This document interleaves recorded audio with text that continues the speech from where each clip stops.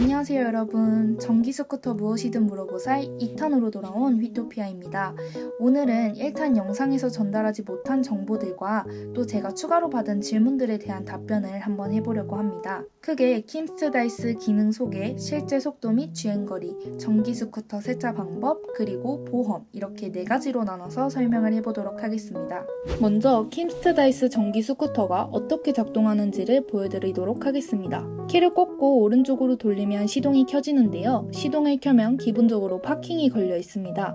이때 왼쪽에 있는 파킹 버튼을 한번 눌러주면 주행이 가능한 상태가 됩니다. 참고로 파킹이 걸려있는 상태에서는 스트롤을 당겨도 스쿠터가 앞으로 나가지 않기 때문에 주행하지 않을 때에는 파킹을 걸어놓는 게 안전합니다. 오른쪽에 있는 버튼의 기능을 마저 살펴보겠습니다. 가장 위에 있는 2개의 버튼은 튜닝 용도로 사용하지 않는 버튼입니다. 그 아래는 기어 변속으로 1단은 45, 2단은 65, 3단은 80까지 속도가 나옵니다.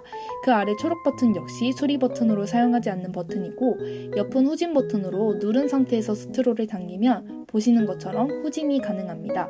주차할 때나 좁은 곳에서 차를 뺄 때 굉장히 애용하고 있는 기능입니다. 왼쪽에는 상향등, 하향등, 비상등, 그리고 방향지시 등 버튼이 있는데요. 빛의 세기를 보여드리기 위해 밤에 촬영을 한번 해봤습니다. 우선 시동을 켜면 기본으로 하향등이 켜져 있는데요.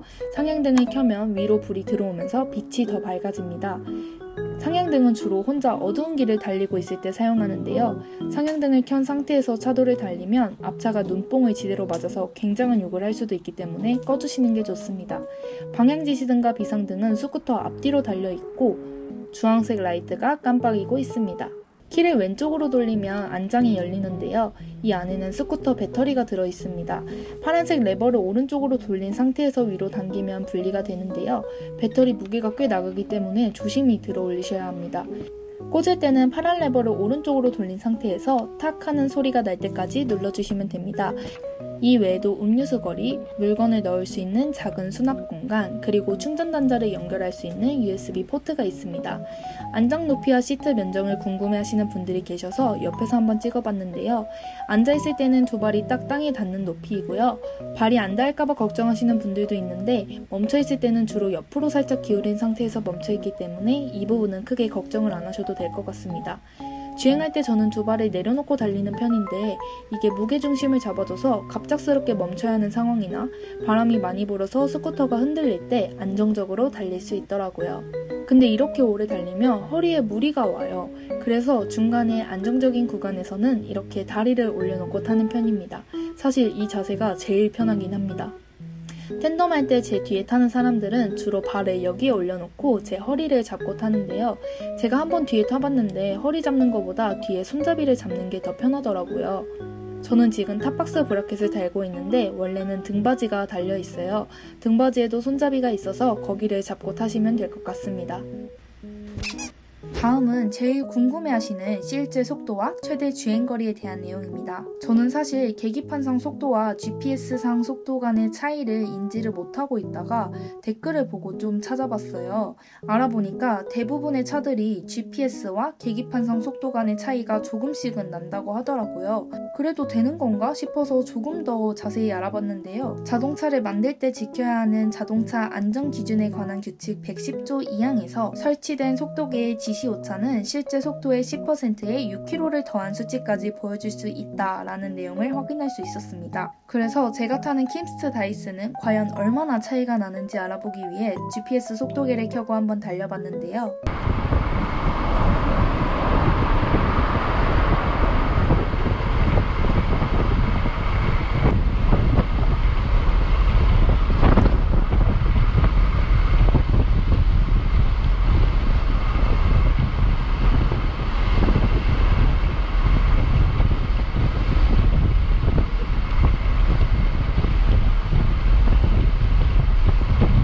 영상을 보시면 계기판상 속도는 82, GPS상 최고 속도는 66.7로 기록이 됐습니다. 66.7의 10%에 6을 더한 값이 79 정도니까 킴스트 다이스에서 얘기한 최고 속도 80이 사기는 아니다? 라고 저는 생각을 하고 있습니다. 그리고 실제로 차량이랑 같이 주행을 할 때 막 80km 이상으로 달려야 하는 구간이 아니고서는 제가 막 속도 차이를 느껴본 적은 없었거든요. 근데 이거는 한번 차도 GPS랑 차이가 얼마나 나는지 재봐야 정확하게 얘기를 할 수 있을 것 같습니다. 다음은 최대 주행거리입니다. 이날은 제가 안양에서 서울에 다녀온 날인데요. 배터리 96%에서 출발을 해서 왕복 55km 정도를 달리고 집에 돌아오니 배터리가 40% 정도 남아 있었고요. 그 후로 추가로 21.5km를 달렸을 때 배터리가 18% 정도 남아 있었고 이때부터 속도가 느려지기 시작했습니다. 속도가 느려지기 전까지 76.5km를 달렸으니까 지난번 영상에서 말한 대로 최대 주행거리 70에서 80km 정도로 생각하시면 될 것 같습니다. 참고로 배터리 경고등은 29%부터 켜지기 시작하는데요. 돌아가야 할 거리를 잘 생각하시면서 주행을 하셔야 될 것 같습니다. 다음은 세차 방법입니다. 이게 아무래도 전기 스쿠터이다 보니까 세차를 어떻게 해야 하는지 궁금해하시는 분들이 계시더라고요. 저는 주기적으로 셀프 세차장에 가서 물 세차를 해주는데요. 발판이나 스탠드 그리고 구석구석 쌓인 먼지들은 물걸레로 닦는 게 쉽지 않더라고요. 그래서 세차장을 이용하고 있습니다. 세차를 시작하기 전엔 우선 안장을 열어 배터리를 분리해줘야 하는데요. 배터리를 분리한 다음에는 수건으로 윗부분을 막아주고 안장을 다시 덮어줍니다. USB 포트도 뚜껑으로 다 막아주고 탑박스 안에 있는 물건도 밖으로 빼줍니다. 세차하기 전에 제 스쿠터 상태를 먼저 보여드리면 이렇게 글씨가 써질 정도로 먼지가 아주 가득 쌓여 있습니다. 스쿠터는 거품 세차 없이 물 세차로도 충분한데요. 앞부분은 정면에서, 옆부분은 위에서 아래로 물을 뿌려주면 물이 새어 들어가는 걸 막을 수 있습니다. 세차가 끝나고 탑박스를 열어봤는데요. 탑박스 안에는 물이 전혀 들어가지 않았고 USB 포트 역시 멀쩡했습니다. 안장 안은 가에만 물이 좀 튀었는데 연결선은 수건으로 막아줬기 때문에 멀쩡합니다. 이제 물기를 마저 닦으러 밖에 에어건이 있는 곳으로 이동해줍니다. 에어건으로 물기를 사정없이 싸주면 되는데요. 에어건이 생각보다 겁나 세기 때문에 물기의 80% 이상은 없어진다고 보시면 됩니다. 그런 다음 빨래터에서 걸레를 한번 빨고 뽀송뽀송하게 말려줍니다.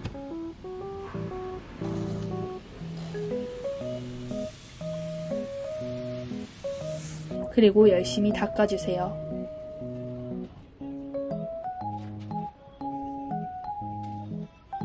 이렇게 구석구석 열심히 닦아주면 다시 반짝반짝 빛나는 다이스를 보실 수 있습니다. 저는 너무 더럽다 싶을 때만 한 번씩 기분 전환 삼아 세차를 해주고 평소에는 물걸레로 보이는 부분만 쓱쓱 닦아주는 편입니다.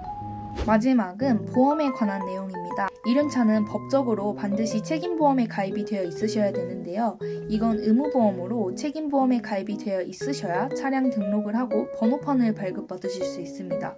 만약에 번호판이 없이 주행을 하게 되면 그건 불법에 해당됩니다.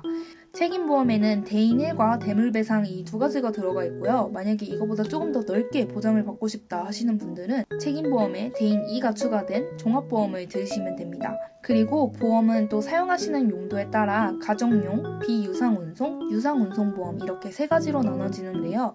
일반 출퇴근이나 동네 마실용으로 사용하시는 분들은 가정용 보험을 들으시면 됩니다. 비유상운송보험은 자영업자분들이 본인의 사업과 관련된 배송을 목적으로 할 때 가입하셔야 되는 보험이고요. 유상운송보험의 경우 배달라이더나 퀵서비스 같이 건당으로 수익을 내는 라이더들이 가입을 해야 하는 보험입니다.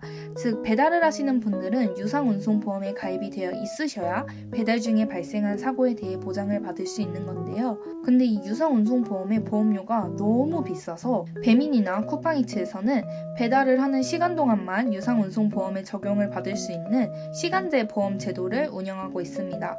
다만 쿠팡이츠의 경우 이 시간제 보험이 얼마 전에 생겼고요. 제가 쿠팡이츠 배달 영상을 촬영할 때까지만 해도 이 시간제 보험이 없었을 뿐더러 라이더로 등록을 하는 과정에서 유상운송보험을 따로 요구하지 않았습니다.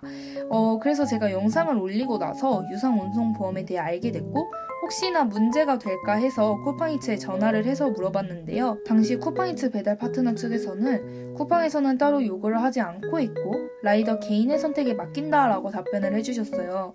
즉 배달 중에 일어난 사고에 대해서는 쿠팡에서는 책임을 지지 않겠다라는 말이겠죠. 그래서 저는 그 후로 배달을 안 하고 있고요. 사실 시간제 보험을 들고 한번 해보려고 했는데 요즘에 시간이 너무 없어가지고 아직 못하고 있습니다. 다음에 시간이 된다면 꼭 한번 촬영을 해보도록 하겠습니다. 그리고 지난 영상에서 배달 단가에 대한 논란이 댓글에서 조금 있었어요. 저게 가능한 금액이냐라고 하시는 분들도 계셨고 저만큼 벌어요 하시는 분들도 계셨는데 영상에서도 말했다시피 저는 단가가 가장 높은 피크 시간대만 나가서 배달을 했고요. 또 이벤트가 열릴 때만 배달을 했습니다. 그래서 영상 마지막 부분에서도 배달로 번 금액 플러스 이벤트로 받은 금액 해서 이만큼 벌었다라고 얘기를 해드렸고요. 여기에 조금 더 추가 설명을 해드리면 저는 경기도에 살고 있는데 한 10분만 넘어가면은 서울로 지역이 바뀌어요. 근데 이벤트가 거의 서울에서만 열리고 정말 가끔씩 경기도에서 열린단 말이에요. 그래서 저는 서울에서 이벤트가 있을 때는 서울로 넘어가서 배달을 하고 또 경기도 단가가 높을 때는 경기도로 넘어와서 배달을 하고 이런 식으로 했기 때문에 조금 더 많이 받지 않았나라고 생각을 하고 있습니다. 근데 한 가지 참고하셔야 할 점이 지금이 배달 비수기예요. 일단 코로나 거리두기가 해제되면서 배달 건수 자체가 굉장히 줄어들었고요. 또 날씨가 좋아지면서 배달 단가도 상당히 낮아졌습니다. 원래 좀 열악한 환경일 때 단가가 높아져서 겨울이 가장 단가가 높거든요. 그래서 만약에 배달 때문에 스쿠터를 사실 분들은 이 부분을 좀 생각을 해보시면 좋을 것 같아요. 그리고 보험비에 대해서도 많이들 물어보셨는데 여러분도 아시다시피 보험료는 운전자의 경력이나 사고 유무 그리고 나이에 따라서 천차만별이기 때문에 직접 보험사에 조회를 해보시는 게 가장 정확할 것 같습니다. 참고로 제가 타는 킴스트 다이스는 소형 이륜차로 분류가 되고 있습니다. 이렇게 해서 몇 가지 질문에 대한 답변 영상을 한번 찍어봤는데요. 여러분들이 원하신다면 3탄, 4탄, 5탄으로 계속 업데이트 할 테니까요. 궁금한 점 있으시면 댓글로 달아주시고 혹시 시간이 되시는 분들은 구독과 좋아요도 한 번씩 눌러주시면 감사하겠습니다. 그럼 저는 다음에 조금 더 유용하고 재밌는 영상으로 돌아오도록 하겠습니다. 안녕!